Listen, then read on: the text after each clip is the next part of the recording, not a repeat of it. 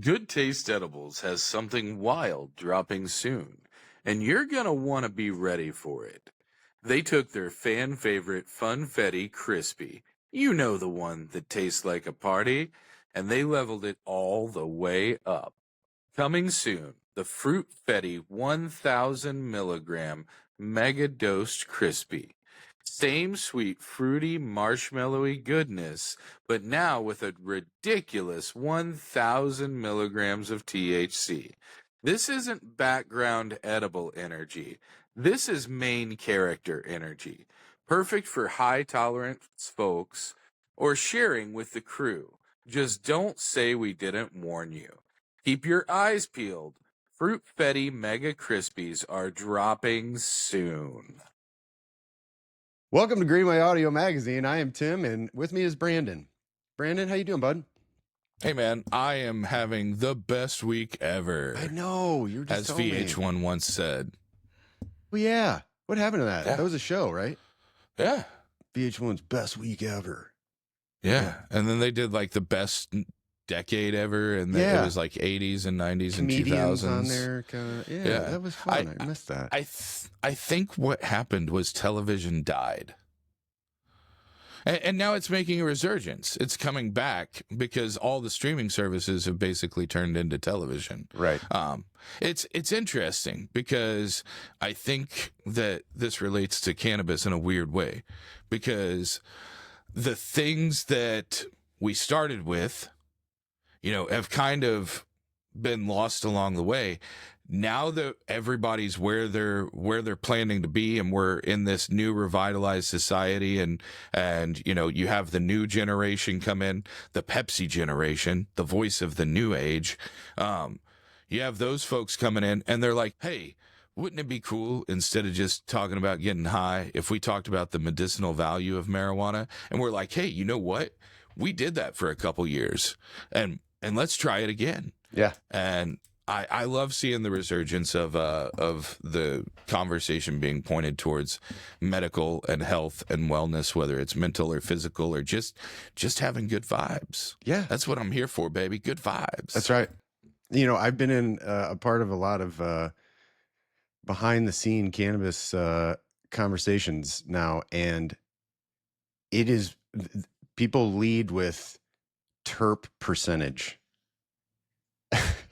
It's been testing at 5% terps, and I'm like, I guarantee you that wasn't a thing people were talking about 6 months ago, a year ago. Not that long ago. That long ago. I love it.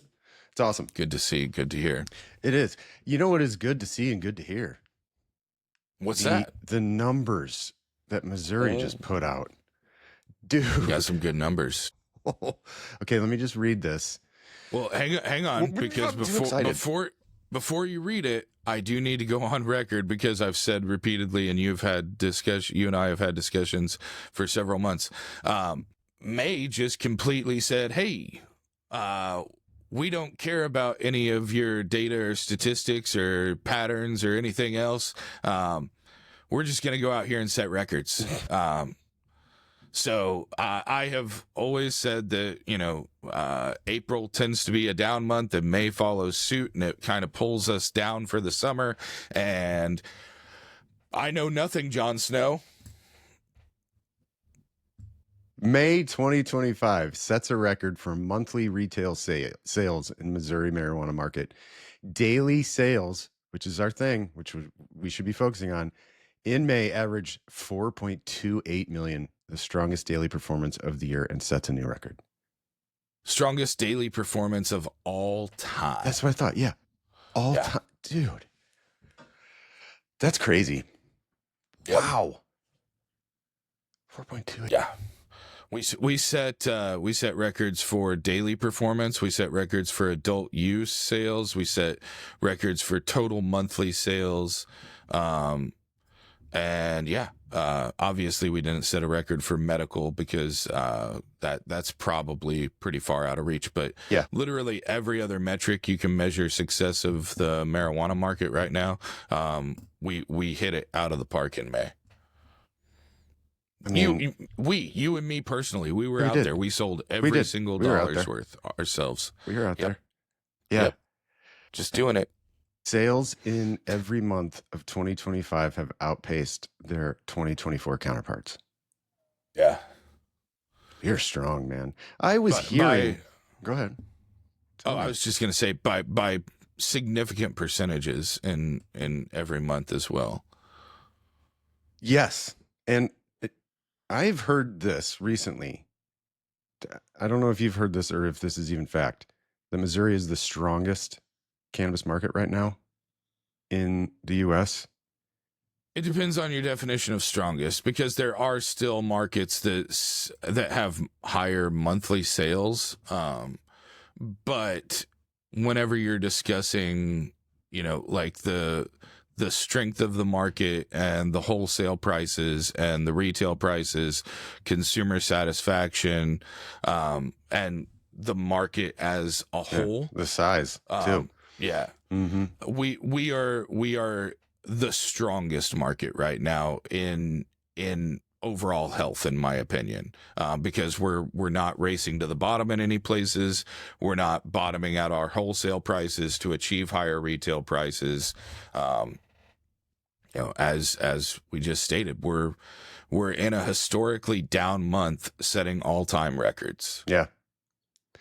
Yesterday I visited Relief Resources in Grandview, Missouri. Love Never that been there place. before. It's like a superstore. One of the biggest selections, if not the biggest selection in the entire state, too. 24-hour drive-through, and they're expanding. So cool. I mean, what a place! I got to tell you, I was really blown away by it. If you haven't been there, it's worth the trip.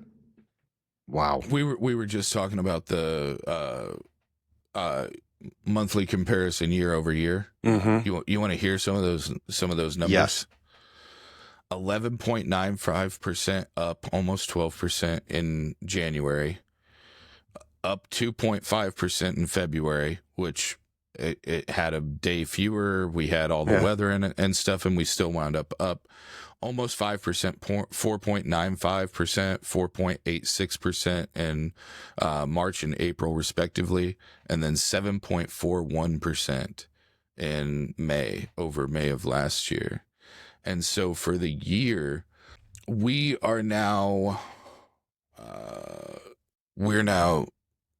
at like 35-40 million dollars over what we were last year at this time, which doesn't sound like a ton, but I mean that's a good move, Dude, what do you think it is? That to put that in context, our highest single month of medical sales of all time was like 34 million. So 37 million 40 million in November of 2022. 40.25 was our highest single month ever. So we're over our highest single medical. We can cut this part. It wasn't as entertaining or interesting as I thought it was. I thought I had something there, and maybe I did if the delivery would have been correct, but it wasn't. Mm-hmm. It wasn't good. Yeah, that's all right. So yeah, we're working our way downtown. Passing cars. Downtown. Hey, what do you think? What do you think are some of the reasons? Better products, wider variety, better quality, easier access. What do you think? I think that it's a combination of us having such a strong wholesale market, combined with so many access points, and we have one of the strongest markets as far as diversity of products and brands, without being a market like California or Oklahoma, where it's essentially so oversaturated that you don't have a lot of consistency from store to store. Relief Resources is a great example. You go in there and you may see brands you've never seen before in that part of the state. But throughout the rest of the state, you do have a lot of consistency. You have a lot of, independent manufacturers, independent dispensaries and things like that. And so you see a lot more, not value. What's the word I'm looking for? A lot more opportunity to try. And especially following April and all the promos that we had in for 420 and things like that. Honestly, this may be the first example of April actually doing what everybody thinks April should do, which is bring people in, give them the opportunity to try new products at a discounted price, give them incentives to, add on or try different profiles or different cultivars or whatever, even different delivery methods than what their normal is. Yeah. And then coming out on the other side and they have a new favorite thing. Yeah. I'll be really interested to see how the numbers translate compared to the market data as far as brands and products and what went up, what went down, and if anybody ramped up into the top 10 all of a sudden for the month of May because they had really good promos in April or something. Yeah. I'm not 100% on this because it's such a diversion from the normal pattern that the only thing I can do is guess based on how the market looks, what it might be. So I'm really excited to see what that data reflects and see if it is actually the 420 actually served its purpose this year and it opened worked. the doors for new things and new products and new people. Yeah. One of those new things and new products and new people we're going to be talking to in a couple minutes. Going to be talking to Traci Black from S24, Latitude, Plume, Lakewater, and they have a cultivation that's getting ready to pop off. Yes, close to being close to being a vertical. Yeah, they'll be full blown vertical at that point. Interested to hear more about what their cultivation situation is and things like that. So summer fun. Their dispensaries are probably getting ready to, if they haven't already, probably getting ready to pop off big for the summer. Oh yeah. I think they only have the one. Maybe they have two. Yeah, they got a second one recently. Yeah. Mm-hmm. Yeah, they have two. But yeah. Okay. They've had some cool products and they've got a really cool team down there. Dimitri and James and Jessica and there's a few others that I've talked to and canoodled with in the past that I'm forgetting right now. But everyone I've ever interacted with down there has been super cool and super great. So super excited for their success and to get to talk to Greenway's Woman of the Year 2025. Yeah. Traci Black. But first, Timmer. Blue Sage is now open in Belton, their first dispensary in the Kansas City area and fifth overall in Missouri. Located at 17015 Belray Boulevard, Blue Sage Belton brings their signature deli-style experience to KC with the widest selection of Vivid flower and first access to the latest drops. You've seen them in St. Louis. You've seen them in Lebanon, Carthage, Valley Park. Now it's time to come see your buds in Belton. Hey, we talk about the good stuff, they sell the good stuff. It's a perfect match. Browse the menu and daily deals at cannabisdeli.com. See you in Belton. Welcome back to Greenway Audio Magazine. We have our guest today. I've been really looking forward to talking to her. Traci Black, the VP of Operations at State 24 Holdings. Traci, welcome. Thank you. I'm happy to be here. Yeah, so State 24 Holdings. Okay, so kind of explain that, because I'm aware of Plume and Lakewater and Latitude dispensaries. Yeah. Yeah. Mm. So you are the holding Latitude. company over those. Yes. So the way that we are structured, State 24 Holdings is the staffing and management company Okay. that oversee all of the entities, which include Latitude dispensaries, the Plume and Lakewater brands. And then we've got a new cultivation that just got commenced. So that's pretty exciting. We heard. So, yeah. Let's get about into to be fully that. vertical. Holy cow. Okay. Yeah. That's got to be Yeah. exciting. It was. So now that you have commenced your cultivation, you're also rolling out a new flower brand. Yes. That is Scout and Seed. So it will start out as a flower brand, but hence the seed part of it, we will eventually start to sell seeds. Scout and Seed is the name. I like that. Yes. Yeah. I mean, if that's what we do, we scout new genetics all the time. So it's really going out, letting us scout it and finding the best genetics and bringing it to the public. Got it. Well, as a complete branding nerd, I would assume new packaging gets to roll out with that as well. Yes, it does. So do you get excited about that kind of stuff? I mean, I know it's a process. I know there's regulations and everything like that, but it's still creative, right? You still get to get the creative juices flowing. Correct. Yeah. So, I got into the industry in 2016. I was plant touching until 22. And I left there and I actually went to a packaging company and I helped other brands come to life. After 3 years, I kind of missed touching plants. So came back to this side. So, packaging is near and dear to my heart. It definitely is. And I get super excited about it. We had an issue in the beginning because of the packaging regulations and some trying to really understand what we could and couldn't do. We went really, really safe. And so we had very plain packaging. It was all the same color. So if you came in and bought a gummy, it was all the same color. It didn't matter what flavor it was because we went with a template base.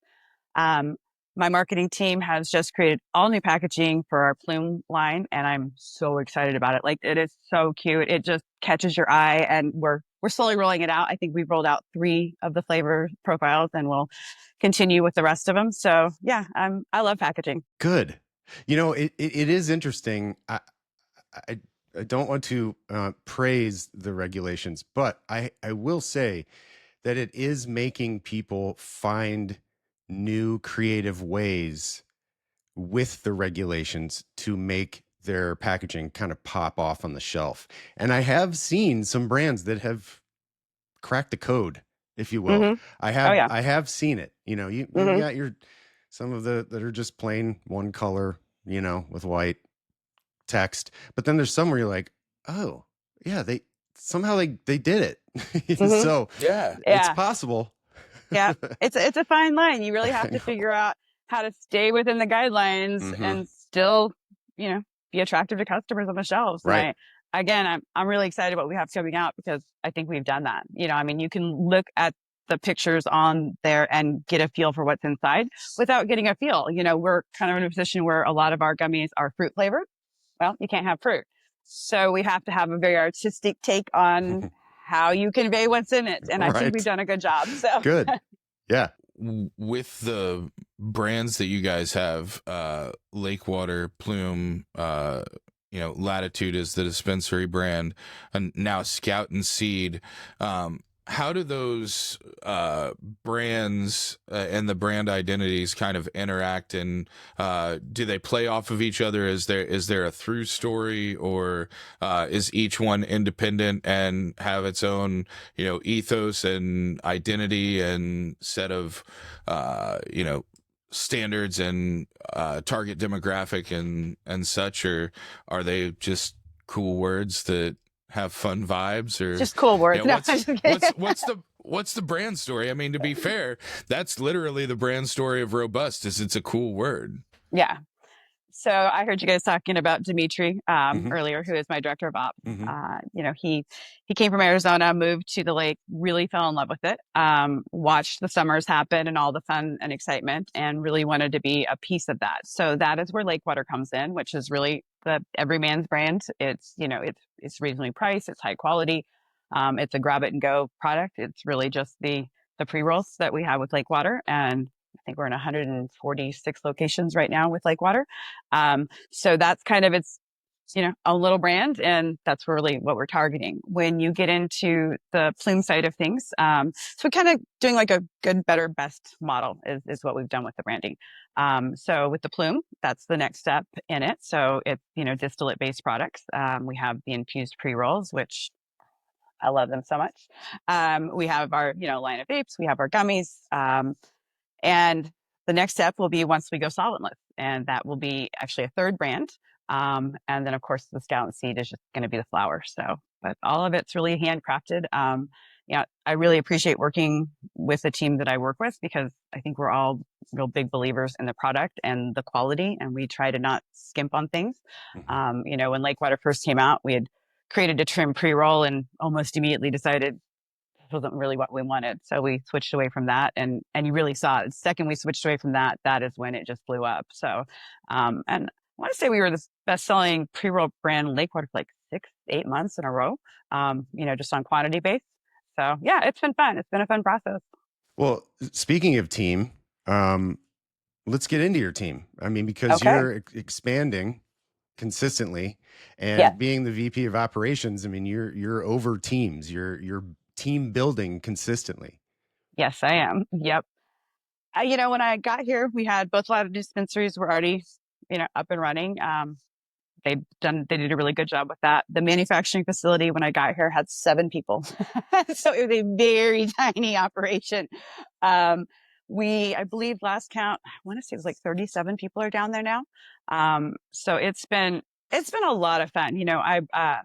For my compliance over at my manufacturing facility, I pulled a guy from Ford. So that was was Wow. fun to watch him transition over to it. He's amazing at compliance, but some of the beginning processes were going, no, that's not the right product, because he didn't really know anything about product. Mm-hmm. But he's been with us about a year now, and he's just done incredibly well. It's one thing I'm a firm believer in is really mentorship and bringing the team up to the next level. All of my team members have access to online learning portals. I think last count we had over 3,000 courses they could take in everything. I mean, everything, even personal life type of situations. So I'm always one that will take a chance on someone and give them every opportunity. And I can tell you it's working. My turnover rate is almost 0. Wow. Which is really hard to do in this industry. I've got my staff up here that I have 30 years experience in just my grow room right now combined. So, and that's with 3 people. So, I was able to really get some high quality talent there. And it's just been a really fun process to watch everyone come in and be excited and do their thing. And, just the one thing that this company is really good at, and I will give credit to James and Dixon, the owners of the company, is culture is incredibly important to them. I remember when I got here, I walked into the dispensary and everyone has their own, outfits on. There's no branded t-shirts in there. And, that's kind of been my go-to in my dispensaries, is that when you walk into one of my dispensaries previously, you knew you were there because they all had on the same outfits. And so, I called James, if you want me to look at getting, some shirts for the team. And he goes, nope, don't want that at all. I want them to be who they are. And I went, cool. So we do a lot of team building exercises. I mean, it's a good time. It's a lot of fun to work with this team. That's great. So obviously when you offer education to your staff and to your bud tenders, that gets passed on to the patients and consumers. And ideally that's what you're looking for, is to have an educated consumer. Absolutely. When I started this industry, it was medical only. And so I kind of still go back to those days. It's fine if someone wants to come in and buy a joint and be gone. But for those people that are coming in and have, something that they're treating, my team absolutely knows how to ask the right questions and suggest products to them. I like to say my team's just not order takers, because I go into some places and that's exactly what it is. What can I get you? All right, here you go. So my team is very good at taking the time to understand the patient's needs and be able to suggest products that, are going to help them, and really come from a place of being current. There's been a lot of changes. Minors weren't a thing when I got in. It was I think we had 7 terpenes, 9 terpenes, whatever it was.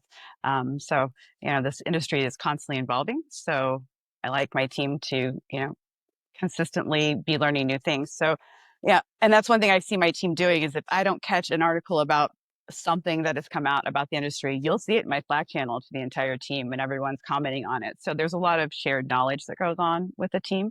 And that's fun and exciting to see, because we have people that come in that just want to be in the industry and really have no experience or knowledge of the industry. And between the training and just the shared knowledge, you'll walk in a month later and they're spouting all the information. You're like, wow, that's really fast and you're doing awesome. So I think that's a huge sign of the leadership at your facility, from your facilities, from the top down, from you down to Dimitri, down to James, all of the people that are involved in, communication, especially, to have a culture where everybody feels like, what today isn't necessarily enough for tomorrow.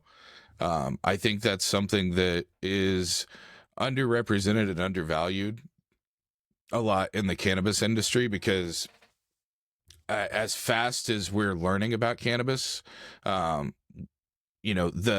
culture of most dispensaries doesn't always keep up with that. The culture of a dispensary feels a lot more like an Apple store sometimes, where once every year or so, we're going to sit down and we're going to learn a little bit, and then that's the new talking point. I personally love that you guys have instilled this idea of constant communication in the form of education and expression of ideas and stuff like that. As a consumer, that's huge for me. As somebody in the industry, it makes it really apparent as to why so many people would vote for you for Woman of the Year. I think there was only like 5 of us in the industry. So, but thank you.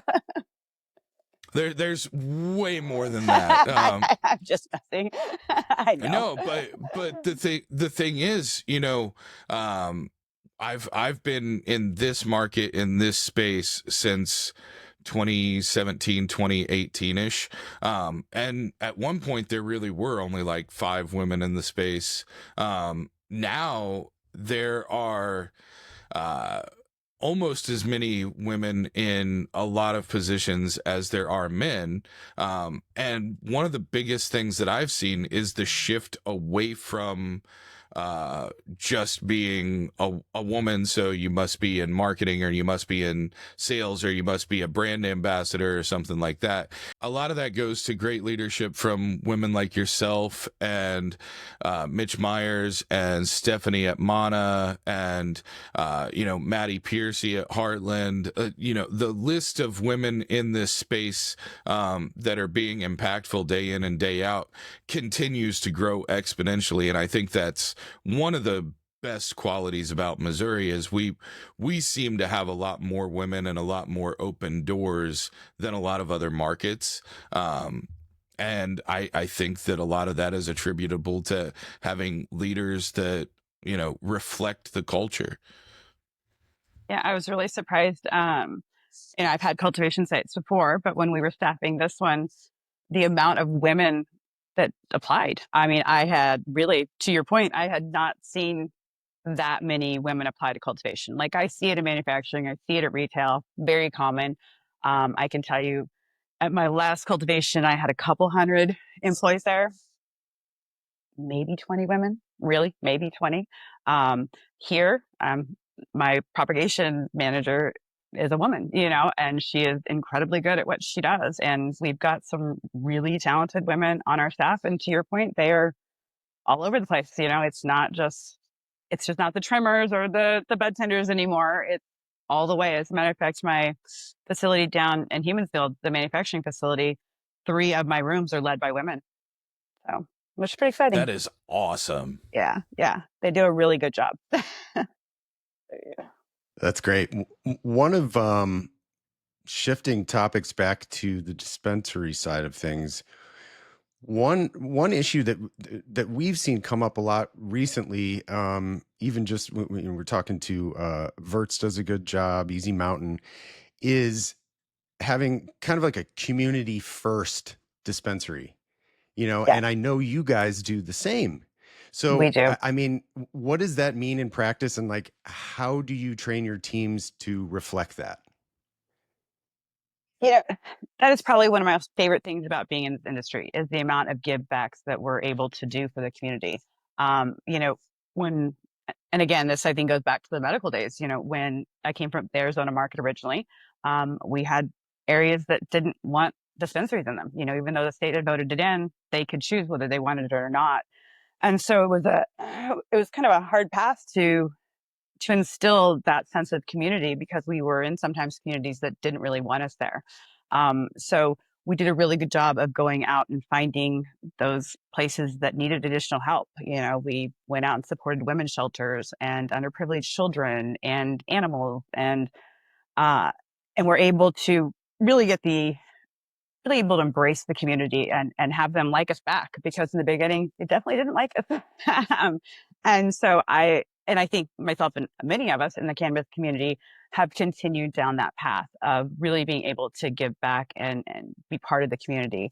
And it's been so nice to see the difference of instead of going into communities that were just kind of shunning us and not wanting us to be there, we have little leagues teams reach out to us and want to be sponsored. And they're like, you really sure. I mean, you'd be surprised the amount of places that we've been able to help out, that you would really be like, that's interesting. Well, yeah, it's fun and it's really rewarding. I think I'd be remiss if in my position I wasn't able to give back.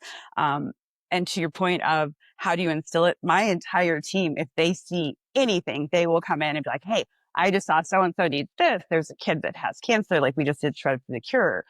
We found a veterans association that takes veterans with PTSD, that rescues dogs, that then trains those dogs and gives them to sick children. What? Is that not the trifecta? So, and to be able to see the impact that we make to these places is just it's just really rewarding and I love it and my team loves it. Like we did the roundup and I'll tell you, I would go in and listen and there was not a person they didn't ask. And you should have heard them talking about these kids and the dogs and the veterans, So it's fun. It's fun and again, super rewarding to be able to help out these groups. That's awesome. On a business question, because you guys are uniquely situated, with Latitude.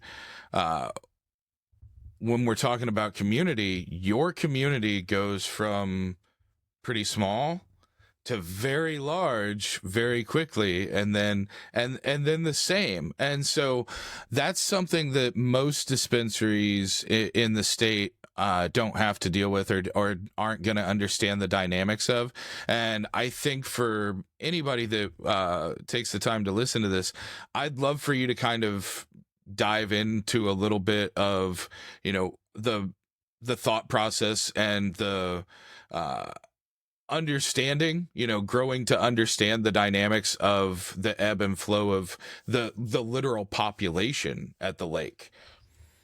So when I moved here, I originally came to help get cultivation up and running, but as things go, there was delays. And so James, the owner, said, you can just go stay at the lake. And so I got down there in February to a town of 8,000. And in my head, I'm like, oh, thanks, James, for sending me this little tiny town that has nothing. And I would go to restaurants and it would go, see it season or close for the season. And I was like, what does that even mean? Close for the season? Like what? And then April hit and I was like, oh, a lot of cars on the road today. And then May hit and I went, oh, got it. So there's only about 8,000 people that live full time down at the lake and millions come during the season. It is it's crazy. I liken it to spring break for adults. It's just a super fun environment. But to your point, business, goes from being 8,000 people coming into our dispensary to a lot more.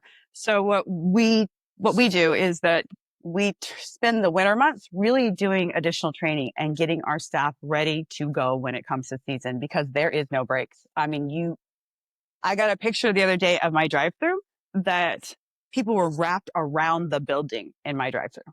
It's just really nonstop. So we know that during summertime, we're not going to be able to do some of the things that we do during wintertime. So we really fully take advantage of having the downtime opportunity for things like training and skill practice and, all the fun things that retail gets to do.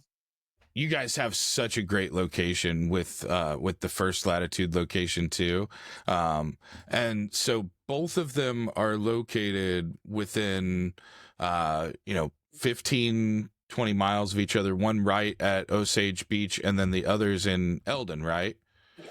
Which is on the main road. If you're coming from the east into Lake of the Ozarks, that's the main route into Lake of the Ozarks. You go through, Jeff City and pass by me, wave at the Capitol. And if you're going anywhere outside of, Osage Beach, Eldon's one of the best places to stop, because then you can skirt around the lake and go over the dam and all that stuff.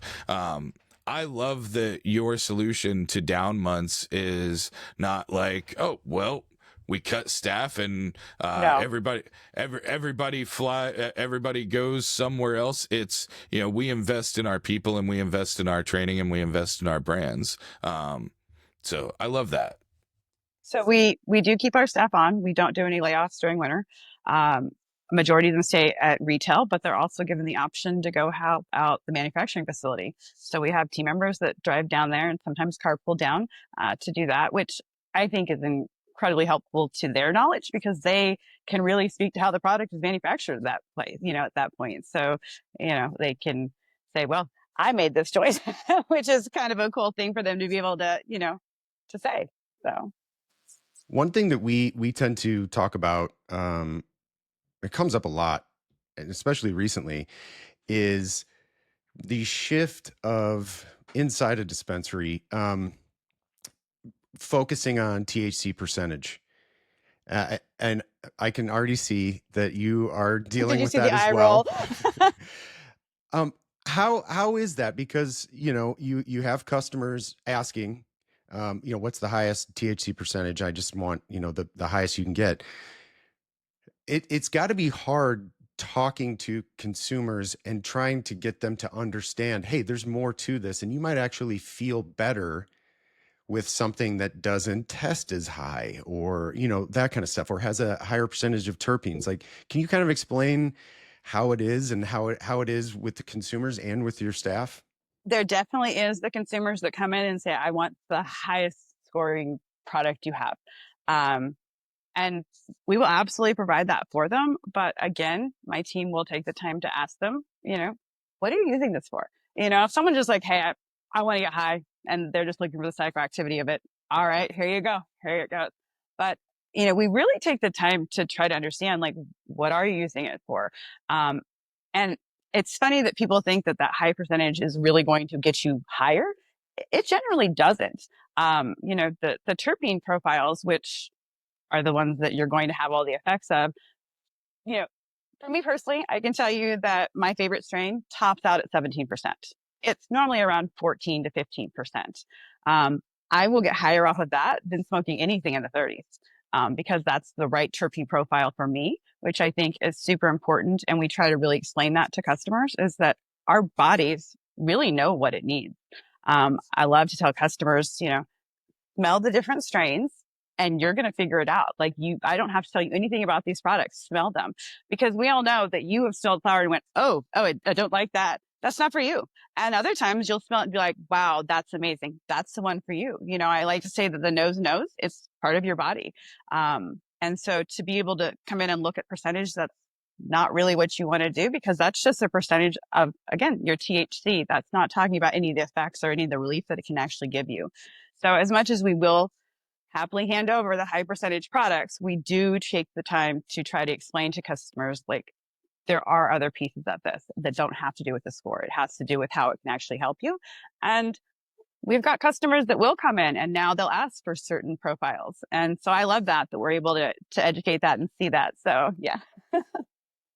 What is the preferred cultivar for you? And will your cultivation be growing it? It's God's gift, and it is not a strain that is widely grown in cultivations anymore. I'm on the lookout for it. If I can find it, yep, we'll bring it in. I will get you hooked up with Brian from Lone Wolf, because I think Love they Brian. have a connection for God's gift. So we're actually have got some of our tissue culture from them. So yeah, Excellent. yeah. Well, then I guess I'm wrong. And I will find it somewhere else for you. If it makes you feel better, my favorite cultivar, nobody grows because it's not a great commercial cultivar, but it's strawberry banana grape. Oh, yes. That's a good one. Traci, I know you're a parent, and I am. we tend to get into conversations about being a parent in cannabis. How is that difficult for you? I mean, I find my own difficulties as well on having to explain it or not explain it, or dealing with my kids' friends and them thinking our house smells like weed all the time, and it just doesn't ever. So, like, what are the challenges that you've faced being a parent in cannabis? And how old are your kids? Because that makes a lot of difference. Well, yeah. 34, 27, 24, 21, and 15. Your kids? And I have 3 grandchildren. How did you have a baby at 1 year old? I know. Isn't that fabulous? I love that. So, yeah, to answer your question, I think that a lot of my issues were really self-induced. I came from a very corporate background. I was what they would call a closet stoner. So, I would smoke marijuana knowing I would have to go to work and give people drug tests. I would stop smoking marijuana a month before I changed jobs so that I could pass a drug test. And then I would immediately start smoking marijuana again. But from a public facing view, I mean, none of my employees could ever know that I did it. It was very much something that had to just be my little secret. And when I got into the industry, I kind of still had that mindset of like, ooh, people are going to judge me. The kids are going to be embarrassed. The kids aren't going to want to hang out with my kids. My older daughter thought it was cool. She was a teenager at the time. So she was like, oh, this is awesome, Mom. The younger kids, though, for the first couple of years, I really would tell people, I'm in pharmaceuticals, medical, I would use everything that didn't say marijuana in it. But as I got into the industry, I realized that, I was becoming part of the problem. Why am I embarrassed of what am I doing? That shouldn't be the way at all. The society needs to understand what we do is safer than alcohol, which is so widely consumed, and no one has a problem with alcohol. So for me, I just finally said, you know what, this is who I am. And I'm actually really proud that I'm in an industry where I'm able to help people. And when my mindset changed, I simply stopped caring what people thought. For my children, I've never had an issue with any of their parents because I've been very upfront after the first couple of years, very upfront of who I am and what I do. I will explain to them that, yes, marijuana is in my home, but it is in places that is not accessible to children. And it's not like I'm going to be handing them a joint and being like, here, you want to hit? So, yeah, for me, it's been a journey, but I can tell you that my kids are very proud of what I do and they appreciate what I do. And three of them actually consume now as they're adults. So, hasn't been a huge issue for me personally. Excellent. Good for you and good for them. Thank you. The thing she said where she's like, it's not like I'm going to give them a joint. Every year at Halloween, we release the same article that we've been releasing for like 6 years now. And basically the gist of the article is no one's giving your children free weed on purpose. Right. Now, who's to do that? Has it ever happened? Yeah, sure. It's probably happened by accident at one point. Somebody grabbed, something or whatever. But trust me when I tell you, especially if they bought it at a dispensary, right? Nobody is giving your children weed at Halloween for free. No.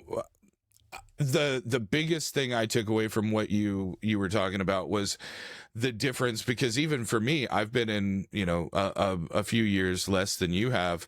But even for me, the difference between when we first started to now, and for you to come in and feel like you personally, still needed to, say I'm in medical, I'm in, assisted healthcare, alternative medicine, whatever it happened to be, versus now we're sponsoring little league teams, Right. We were talking to the team from Verts not too long ago, and one of the things that Alex talked about was they're actually assisting the local high school with anti-drug programs, and that type of stuff, like the whole key to destigmatization is normalization, and the more people we have like you that are embracing it and taking such care of the ownership of the brand of marijuana, because like everybody in the space has their individual brands, but cannabis and marijuana are brands that all of us have control over, and there should be a sense of responsibility and duty to those two words that are often overlooked, because the way that we act and the way that we present ourselves and our companies in public and around other people are the ways that the community and the most negative person with the worst stigmatized ideas of what marijuana or cannabis or weed can be, that's the person that's going to bite down on everything you say. And so if you only give them positive things and educational material, then they're going to walk away with a completely different perception of what marijuana and what cannabis really is.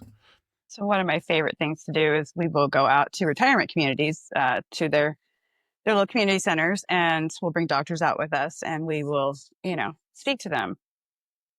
It is actually really funny because we will put it on their little community event page, and the coordinators will reach out and go, "That's the fastest one we've ever had fill out. Like, we're gonna have to do a second session." And the questions, because a lot of these people were raised in the what was it, marijuana or reefer madness. They had that whole ad campaign happening. My mom's in that generation. I remember that she told me one time, she's like, "Oh, you can't do marijuana." She said, "One of my friends, went to Vietnam and he smoked marijuana, and now he came back and he walks around with one boot on in the snow." And I was like, "I don't think that was marijuana." But she genuinely thought that that's what's caused to marijuana. Definitely the weed and not the shell shock. Right, yeah. So it's really fun to go out to these retirement communities and speak to this group that, maybe their kids have talked to them about it. It seems like the gateway to marijuana use when in the older group seems to be gummies. It's like, "Oh, my son gave me a gummy," and so it's really fun to go out and see where their eyes are just open. Like, wow, here I spent my entire life thinking that was a super harmful drug, but it's the first time I've slept, or, it's helping with my arthritic pain. So it's, again, I love to be able to go out and introduce this to a community that previously was scared of it, really had no knowledge of it. And, to be able to have people come in and say, "Hey, my blood pressure's lower now." I had a lady come in one time and she, "Doctor took me off my blood pressure medication because he said if I'm going to smoke marijuana, it's going to get too low." And so that was incredibly fun to watch, so because for me personally, I would much rather have people do natural things that we know where they come from and what's in them, versus the synthetic drugs that are given, by pharmaceuticals that really don't do anything but cause more problems in the long run. We know what's in them and where they come from, I think, is one of the big things that we've seen a lot of, and this goes back to the duty of the word cannabis. I'm a huge proponent of hemp, and I believe that hemp is awesome and should be as much a part of the cannabis conversation as anything else. But I'm also not naive enough to think that whenever the Farm Bill was written, that they had any idea of exactly what they were doing. and I've been on both sides of the discussion in Missouri. The ICCA did not make it across the finish line again this year. And for me, I feel like the biggest thing that we need to take away from any discussion about intoxicating cannabis in Missouri is that it needs to be regulated. And there's three things that are the most important. One, it needs to be tested. Two, it needs to be age gated. And three, it needs to be in packaging. And beyond that, beyond where you can buy it or anything else, I'll leave that to people that are smarter and more well versed than I am, and let them debate all those things. But I will never back down from the idea that I'm not comfortable with it being legal for my. I always use the extreme example of my 8-year-old, because literally my 8-year-old can legally go in and buy these products. But now that I've got a 6'4", 15-year-old who's getting ready to have his license in a couple months, I'm very uncomfortable with the idea that he can walk into any convenience store, pseudo dispensary. It may say dispensary on the outside, but it's not a state licensed entity, and it doesn't have any oversight. I don't love that. That's my only opposition, really, is that we can't guarantee safety. There's no uniform rules or oversight. And at the end of the day, the most important thing is just making sure that anyone who is purchasing a product knows what they're getting. And it definitely shouldn't be going to teenagers. And I know that that's one of the things that you've talked a lot about. You guys have been pretty proactive with MoCan's Know Your Cannabis campaign and things like that. And I think that goes back to a culture of education and a culture of responsibility. Do you have additional thoughts that you would like to share on that? Or, I agree with you. I don't have a problem with the products if people knew what are in them. The problem is that anyone can come out with a line of vapes and throw it into the market right now. We're affected a lot by the black market events that happen. And it's scary. A lot of those products have been sent to testing, and what's in them is really not something you should be consuming in any way. And so for me, it's more about the safety. And it also puts the entire industry as a whole at risk, because if someone goes in and has a bad experience with a product that is not created well, it has something in it, it's got vitamin E in a vape, something that just shouldn't be there. They're now turned away from these products for the rest of their lives. They've had a bad experience. They're not going to go try it. And as much as I can, scream to the rafters, it's not tested. It's not what we produce. It's still going to be someone that now has a very negative opinion of this industry. And that's frustrating to me, because I think that we all spend a lot of money and a lot of time and put a lot of intentional thought in the way that we make our products. And, obviously we make sure that our products are tested and are safe. And we do that regardless whether or not the regulations wanted us to do or not. I mean, that's something that we do because that's what you're supposed to do. And so to have groups out there that will come in and ruin that for us is really frustrating. I would, to your point, I think that they should definitely be tested. They should have the same packaging, and they should have an age limit on them. You shouldn't be able to go in and purchase them underage, because it's not good for you. I think one of the things that gets lost occasionally in the discussion is people, it's the same thing that happens with criticism of anything. If you criticize one aspect of it, everybody wants to lump it in and be like, you're anti this. And you have to be able to criticize the parts that don't work, and have intelligent discussions about it in order to make things better. Because if we can't plainly say that, like, there's a lot of great operators in the hemp space. There's a lot of people that are doing it the right way. They're, carding people before they come in their store. They have COAs. They have all these things. But if you don't have any rules, then you're going to have bad actors. It's not a maybe, it's a definite, because even in regulated industries, we have bad actors at times. So if you're in a completely unregulated industry, you're definitely going to have bad actors because there are literally no ramifications for it. There's no rule on who you can sell to, no rule on how you have to produce it. And if you have no rules, eventually you're going to cut corners. Eventually you're going to do things the wrong way. And that doesn't apply to everyone, but it is a 100% probability that someone is going to do it. And we as an industry, we look at marijuana and we look at hemp and we look at them as two separate entities. But to the average consumer, they walk in and they see THC, they see cannabis, they may see the word dispensary on a sign or something like that. All they know is it's weed. And until we fix that, we can't ever achieve like true destigmatization if we constantly have the risk of bad actors that have no rules or no regulations to and no oversight. I apologize, but thanks for coming to my TED Talk. And back to you, Tim. Well, Traci, if you had a magic wand and could change something about this industry as a whole, what would it be? I'm sure you have a list, but what is your most popular idea? In the entire industry or in the state of Missouri? You know what? Let's go Missouri. Okay. Yeah. The regulations. There are definitely some pieces that make my job incredibly hard. One example of that would be that, any other industry, if they want to do R&D to come up with new products, can simply sit in their labs and they can R&D and go, yep, that works. That doesn't work.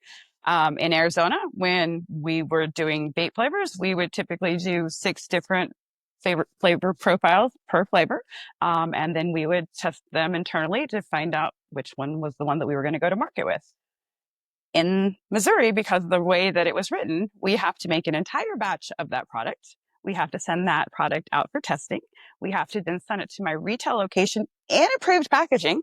And keep in mind that if we're doing something that has ingredients in it, the ingredients are on that packaging. So I have to have approved packaging with that ingredient list. But if I have 6 different sets of flavor profiles with different ingredient lists, I'm now making 6 packages. So I have a process that takes up to 6 weeks to get it, approved for packaging. I will say they've gotten a lot faster recently, so it's not as long. Before, it was definitely taking a full 6 weeks. I have to get that packaging created. I have to then make that product, send it to retail, and test it, which is crazy. Like, that is absolutely not a business model, in my opinion, that works. So I would love to see a little bit more understanding of the business side of things with the regulations. Unfortunately, no, the regulations are done. It's a thing, and we have to work around them. But if I could wave a magic wand, I would definitely change some of the regulations to make a little bit more sense. I get that. So I know we have a few minutes left, but to get on the lighter side of things, we like to ask our guests, what is in your rotation? What are you currently listening to that you can share with us? No judgment here either. 98 degrees. No, I'm just kidding. Yes. Actually, I just got back from the Jelly Roll and Post Balloon concert. I went to Orlando. I came back in Thursday. So I had been kind of beefing back up on my Jelly Roll playlist so that I was ready for that concert. That's and great. It was amazing. It rained out. So we had a 2-hour rain delay, had amazing seats. We were 18th row from the front. And it was an open stadium. So 2 hours in, that stopped lightning. And so they let us in and they started the concert, and still pouring down rain. And we went out and got ponchos and able to take those ponchos off and just sat in the rain. I mean, it was really a really good concert. That's great. So that's in my playlist right now. Good. That's great. I know that tour was recently in St. Louis at Busch Stadium. Yes. And I heard from some people that it was 5 hours long, like just an enormous production that just was continuous. So that's great. I love it. Well, Brandon, any closing thoughts before we let Traci go here? If you had a magic wand and you could change anything Shut up. That was a good question. About your experience on this podcast, That question, remove that question. Yeah, I get it. what would it be? No, Nothing. I You liked guys- the question. Okay. I liked the question. Whatever.